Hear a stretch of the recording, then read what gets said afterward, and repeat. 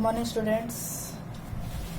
हम reproduction in plant पढ़ रहे थे आपका चैप्टर 2 और इसमें हम लोगों ने ग्रोइंग प्लांट्स फ्रॉम सीड और what is inside a seed पढ़ लिया था।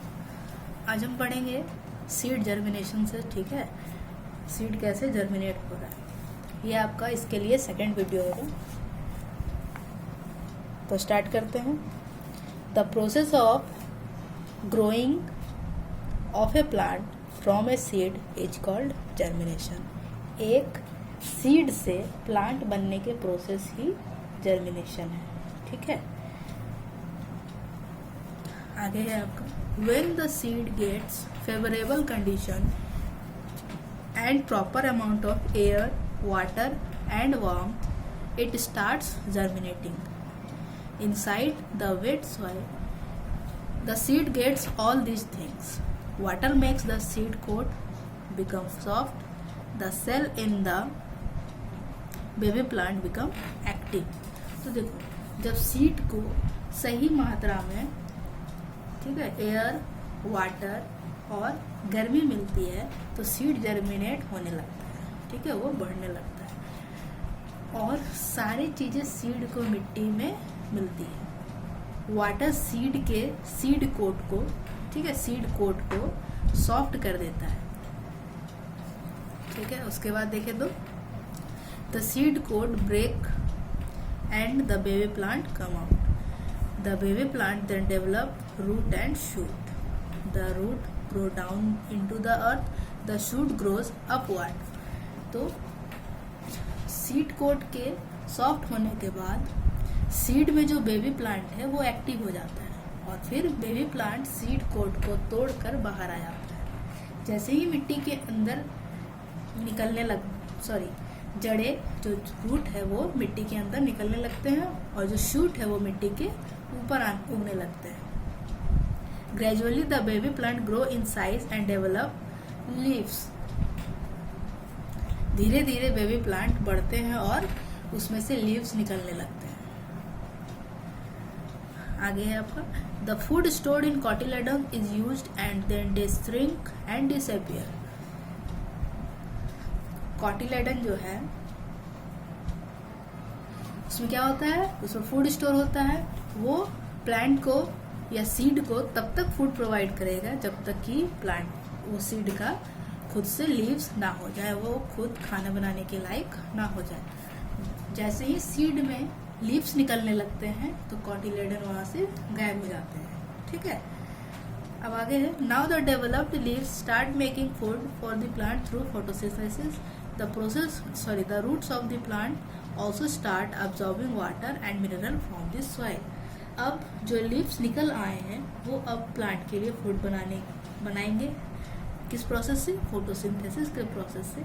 और रूट सॉइल से वाटर और मिनरल्स को एब्सॉर्ब करेंगे। ठीक है, आगे है आपका डिस्पर्सल ऑफ सीड्स। सीड का फैलाव कैसे होता है? देखिए, seed germinate when they fall to the ground and get air, water and warmth. Seed germinate होता है जब वह जमीन पर गिरता है और उससे एयर, वाटर, नमी मिलता है। If all seeds fall near the mother plant, they might not get proper food, water and warmth to grow into new plants. So, seed must scatter over a wide area so that each seed get enough water, air and warmth and space to grow.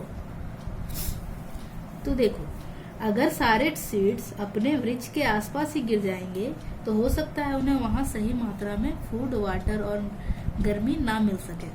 ठीक है, और अगर ये सारे चीजें एक seed को नहीं मिलेगा तो सीड एक न्यू प्लांट में नहीं बढ़ सकता। इसलिए सीड को यहाँ वहाँ बिखेरने चाहिए। ठीक है, ताकि हर एक सीड को पर्याप्त मात्रा में हवा, पानी और गर्मी मिल सके। ठीक है, तो आगे आपका the process by which seed are scattered away from the mother plant is called dispersal of seeds. तो वह प्रोसेस जिसके द्वारा सीड को मदर प्लांट से दूर बिखेर दिया जाता है उसे डिस्पर्सल ऑफ सीड कहा जाता है। तो आगे है आपका dispersal of seed takes place in many ways. External agents such as wind, water and birds and animals help in the dispersal of seed. Seed का डिस्पर्सल बहुत सारे तरीकों से होता है. कुछ एक्सटर्नल एजेंट्स जैसे हवा, पानी, पक्षी और एनिमल्स सीड के डिस्पर्सल में मदद करते हैं. तो सीड एक जगह से दूसरी जगह कैसे चला जाता है, हमें उसके बारे में अभी पढ़ना है. ठीक है. सीड या तो हवा से इधर उधर जा सकता है, या तो पानी से, या तो एनिमल और ह्यूमन बींग द्वारा. ठीक है. या फिर विस्फोट से, एक्सप्लोजन से. तो कैसे कैसे होगा वो हम देखेंगे. फर्स्ट है आपका डिस्पर्सल बाय विंड. हवा द्वारा बीज कैसे फैलता है वो देखना. Seed of some plant such as dandelion and maple और light and hairy, they have wings also. These seeds are dispersed and carried away at different places by wind.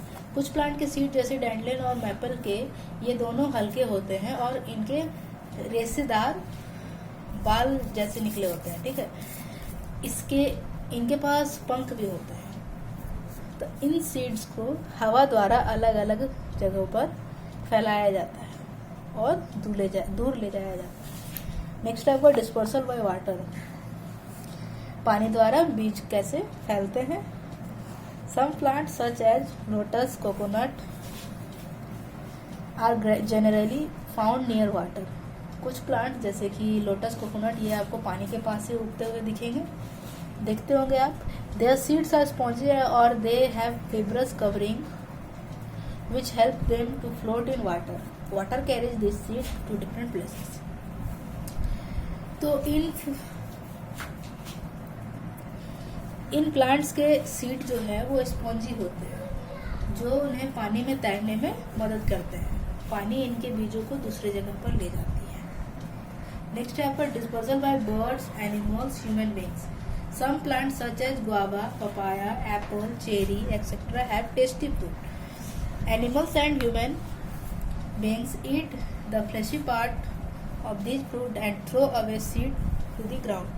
तो देखो, कुछ प्लांट के टेस्टी फ्रूट होते हैं जिसे हम खाते हैं, जैसे कि अमरूद, पपीता, सेब, चेरी. ये सब हम और एनिमल्स क्या करते हैं कि इन फ्रूट्स को खा करके बचा हुआ चीज को हम जमीन पर छोड़ देते हैं. ठीक है. These seeds grow into new plants.